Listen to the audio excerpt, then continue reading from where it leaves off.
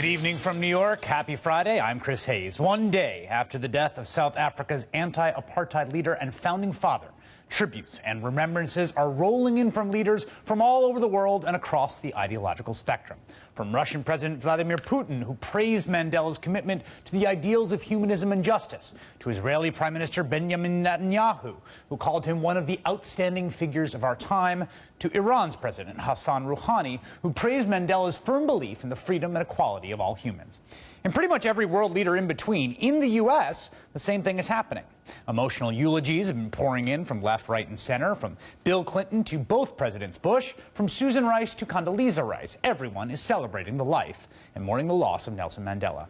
Even arguably the most conservative member of the United States Senate today, Ted Cruz, released a heartfelt statement saying in part, quote, Nelson Mandela will live in history as an inspiration for defenders of liberty around the globe because of his epic fight against injustice. An entire nation is now free.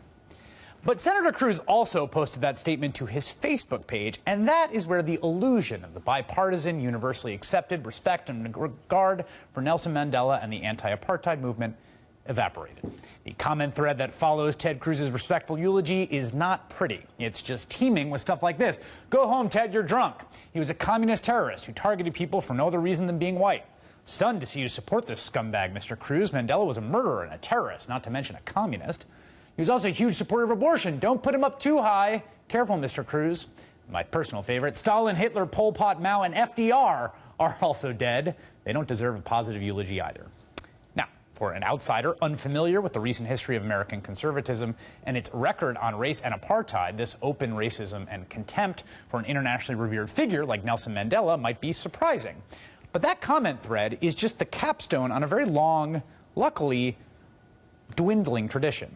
Think Progress is out with a handy guide today detailing much of the conservative canon on South Africa, like in the 1960s when Nelson Mandela was sentenced to life in prison and the National Review opined, quote, the South African courts have sentenced a batch of admitted terrorists to life in the penitentiary, and you would think the court had just finished barbecuing St. Joan, to hear the howls from the liberal press. In the 1970s, the Wall Street Journal argued against sanctioning the apartheid South African government on economic grounds. In the 1980s, the late Jerry Falwell urged his supporters to write their congressmen and senators to tell them to oppose sanctions against the apartheid regime, telling them, quote, sanctions against South Africa will hurt the blacks much more than the government or anyone else. In the 90s, as Nelson Mandela prepared to visit the U.S., the Heritage Foundation warned Americans they, quote, have reasons to be skeptical of him, arguing that, quote, Nelson Mandela is not a freedom fighter. But it hasn't just been pundits and commentators and conservative magazines and think tanks. The modern conservative movement's most sainted hero, Ronald Reagan, took that right-wing view of apartheid and anti-apartheid and made it American government policy. He did it even as outrage over the crimes of apartheid grew around the world and here in the U.S. In South Africa, the black township of Soweto exploded in violence again today. There was violence by blacks protesting a ban on funerals for people killed by police last week, and there was violence by police enforcing the government order. As many as 6 people were reported killed today, but there was no way to confirm that number. South African government censorship limited the details of this report now by NBC's Mike Betcher. Before daybreak, in the box houses of Soweto, vigils were held for the dead from last week's violence. Parents, relatives, and friends jammed into rooms where they prayed for the dead of each house and waited for the mass funeral that police had forbidden. At least 20 of the dead had been shot by police. In that context, in a world that knew that that's what it was like to live under apartheid rule, Ronald Reagan resisted a push by Congress to join Europe and the rest of the world, taking concrete action to pressure South Africa to end apartheid and release Nelson Mandela from prison. Today's speech was supposed to head off congressional demands for sanctions, but the effect may have been exactly the opposite, because the president gave no ground on South Africa, dismissing the growing call for sanctions as an act of folly. If Congress imposes sanctions, it would destroy America's flexibility, discard our diplomatic leverage, and deepen the crisis. We must stay and work, not cut and run. The speech was carefully balanced, the president condemning repression by the white government, but also terrorism by blacks. With his plan to name a black ambassador now on hold, Mr. Reagan was left proposing reforms to South Africa, a timetable for ending apartheid, release of political prisoners, including Nelson Mandela, and negotiations with black groups, including the African National Congress. The president stressed all South Africans must work out their future together. As one African leader remarked recently, Southern Africa is like a zebra. If the white parts are injured, the black parts will die too. And Reagan did have some allies in Congress.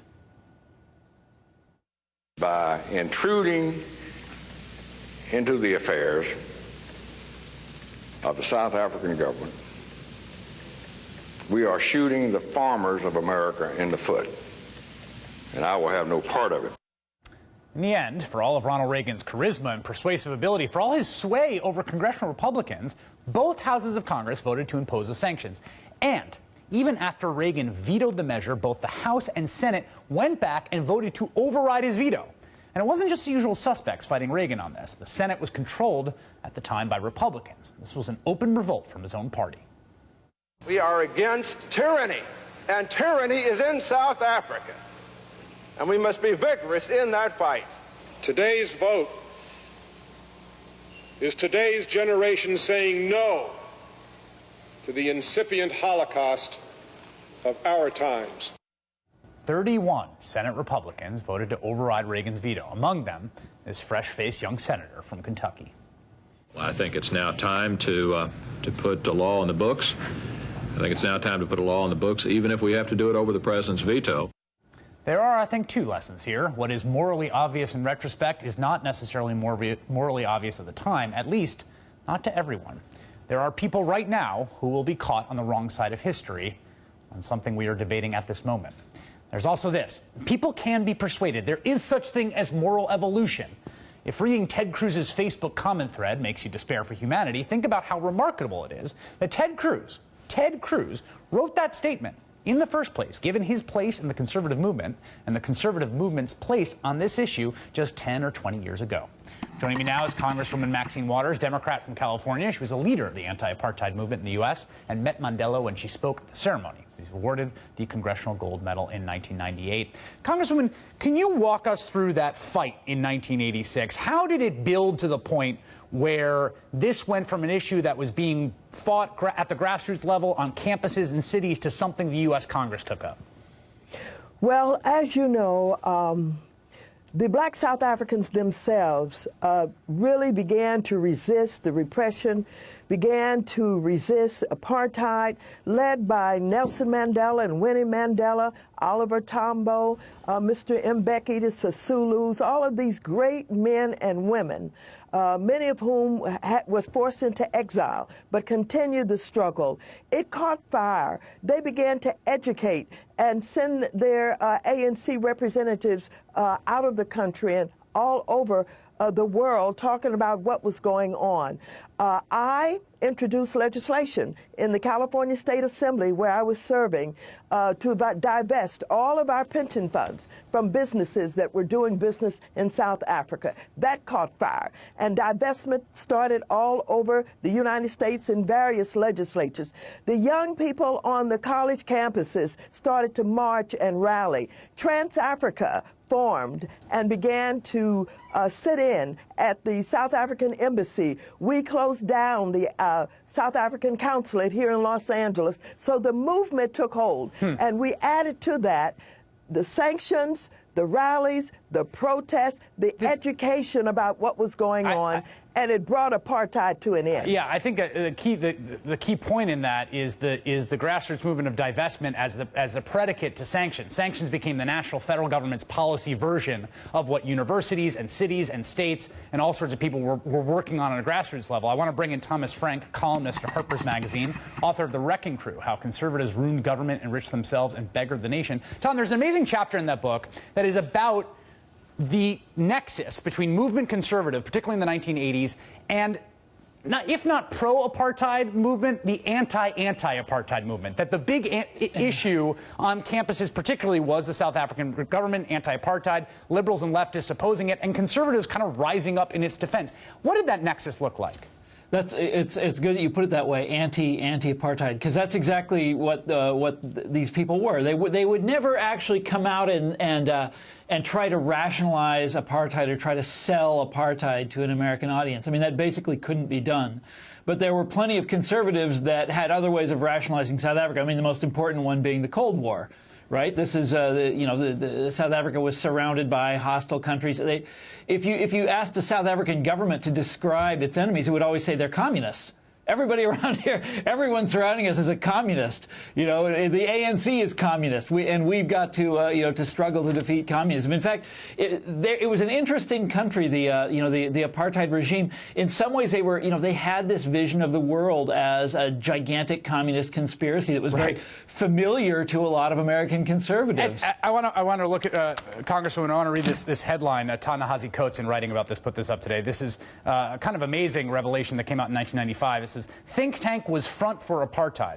First graph. A conservative think tank with ties to U.S. Senator Jesse Helms and other prominent Republicans was actually a front for South Africa's white rulers during the last days of apartheid, New York Newsday reported Sunday. Congresswoman, one of the shocking things about that 86 fight is how hard the South African government directly lobbied American senators, American lawmakers, the kind of propaganda arm of the apartheid government operating here in the U.S.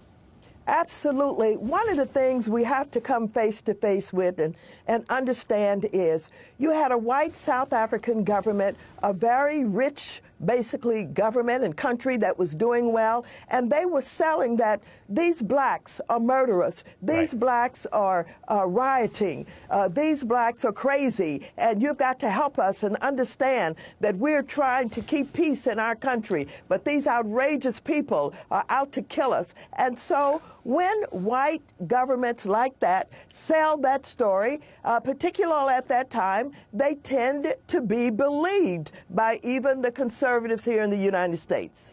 Tom, do you think that the conservative movement has had a reckoning with its relationship to apartheid? I mean, I've been heartened, and my perspective on this is you welcome changes of heart with open arms. I'm glad to see that conservatives are no longer in the anti-apartheid camp. But do you think that conservatism has had a reckoning with some of the ugly history it had with the apartheid government?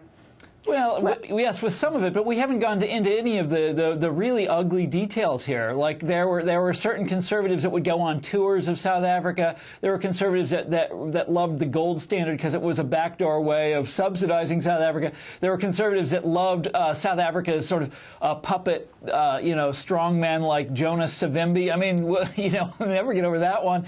There were conservatives here in America who thought that the Bantu stands was a really good idea. It was like, setting up little free market experimental territories. We never talk about that stuff anymore. And I mean, my God, the denunciations of the ANC at the time. It was as though these people were like the Cultural Revolution in China. It was just this sort of unthinkable thing that was sweeping down on an allied government. And then you look at them now. It's fine. It worked out just fine. And the remarkable thing is that reconciliation that happens and the forging of this kind of multiracial national identity that Mandela is now being praised for, that only came after this epic struggle against the powers that be. Congresswoman Maxine Waters, who was an absolute vanguard in that fight, and Thomas Frank from Harper's. Thank you so much. You're so welcome.